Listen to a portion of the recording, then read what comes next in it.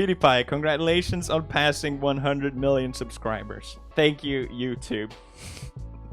Where would I be without you? Whatever that is, that plaque thing is not that exciting for getting 100 million YouTube subscribers. I would expect, like, I don't know, a magical unicorn fairy or something. Today we're going to be talking about a man named Felix, who you might know as PewDiePie. My name's Megan. I'm an actual licensed therapist, and welcome to my very first episode ever of Subscriber Therapy. I wanted to start this channel, Subscriber Therapy, just to kind of explore the mental health, the backgrounds, and the challenges that are faced by YouTube stars as well as celebrities. I know a lot of us have very similar issues, face the same things, and hopefully this just kind of helps break the stigma with mental health and maybe even makes you a little bit more comfortable reaching out to a therapist like myself. That way you can talk to a real person and not just watch another video. But definitely watch my video and hit the like button and smash that bell to subscribe. What do you do? Hit the subscriber button and whatever else you're supposed to do. So this is PewDiePie's video where he's unboxing his 100 million subscriber award from YouTube. It has 36 million views. I've actually never ever seen a video that he's made, so this will be a new experience for me. I guess he's like YouTube's biggest star. Let's see what Mr. Felix has to say. It took so many uploads just for me to hit even 100 subscribers. And hitting 100 subscribers was huge for me. I've seen a lot of, especially adolescents, young adult clients who really have so much of their identity tied to like their number of likes or number of followers. It's very easy to get caught up in the social media influencer game, to where that's where your sole focus is. You know, if the first thing you do in the morning is wake up and grab your phone, you might want to say, hey, do I have that balance and that health and wellness that I'm looking for? Eventually I had grown 1,000 subscribers, but it was also clear I had grown an audience that really cared about me. On the other side, there was people that really appreciated the side of me that I didn't show to anyone. That side of me I didn't show to anybody. So vulnerability. It sounds like that PewDiePie was able to feel vulnerable instead of experiencing rejection with his vulnerability, which terrifies the shit out of... Oh, shouldn't have said that. It's terrifying for a lot of us because we fear rejection. And none of us like that. That's a very primal instinct to avoid rejection, because back in caveman days, if we're rejected by our group, we're isolated and vulnerable and might get eaten by a saber-toothed tiger. It's true. Most of our behaviors are to avoid being eaten by a saber-toothed tiger. But PewDiePie found the opposite of rejection in his vulnerability, which is acceptance. And we all want acceptance by our tribe of people. At this point, I had completely failed school. I'm sorry, Mom and Dad. My passion was somewhere else, and I look back at this time with great memories because I was finally pursuing my goal, my dream. From a developmental perspective, he was kind of doing the right things in his early 20s. Finding out who he is, working hard, discovering what the world was all about, what it was that drives him, and taking a risk to say, hey, is this going to work? Is this like a real career? Because 9 years ago, YouTube was in its infancy. Not really a career path, but he was like, hey, what about this? That curiosity. I love curiosity when I'm working with clients. Be curious about the world around you. Get to know people, dig a little bit deeper, ask a little bit more of yourself. What is it that motivates me? What's driving me? PewDiePie was being curious, exploring the world around him, meeting his developmental milestones. Sounds like he had a family that was supportive and gave him the launching pad in order to do that. So if he came into my office, I'd be like, okay, first 22 years of his life seem pretty solid. But the channel's done a lot of good too.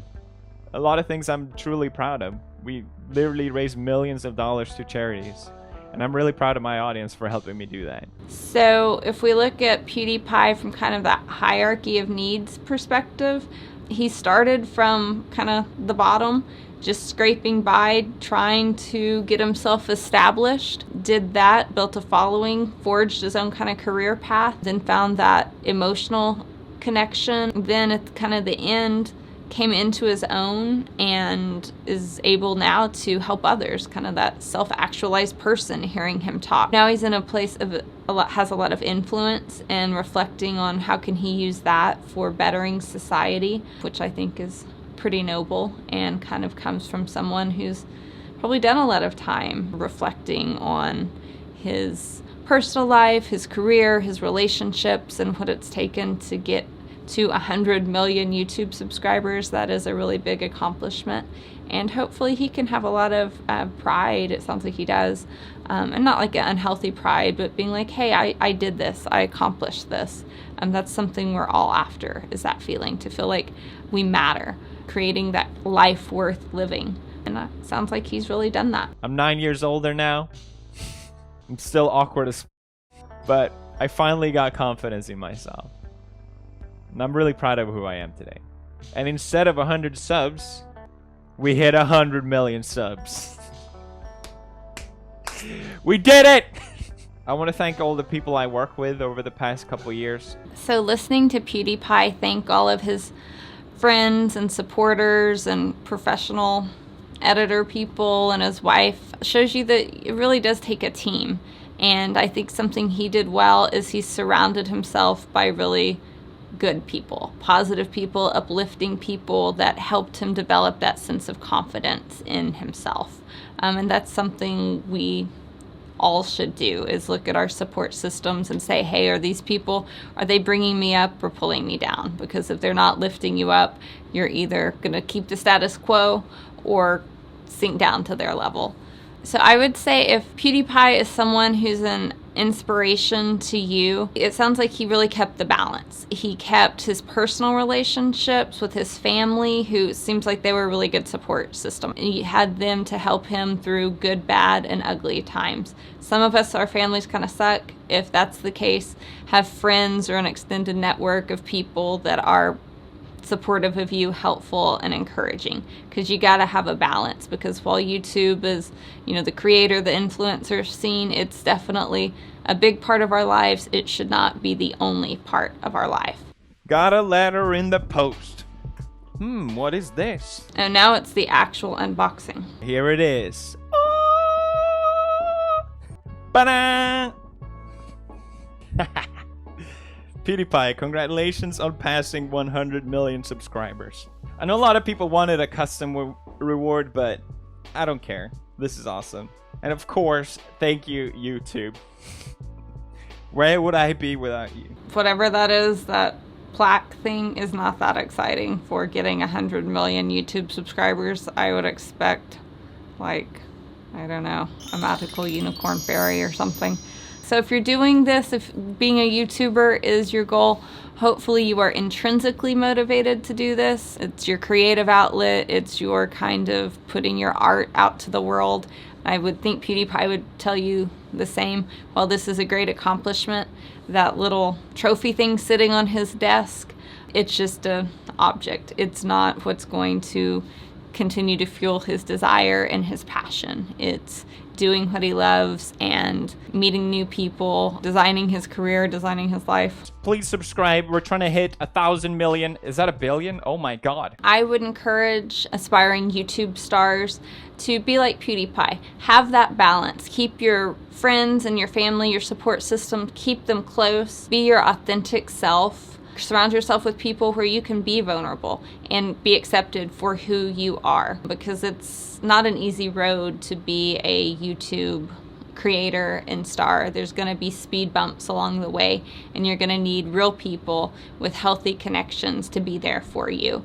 And hopefully you keep that curiosity. I think that's such an important element of being a well-adjusted person, is to just be curious about the world around you, curious about other people and what's going on.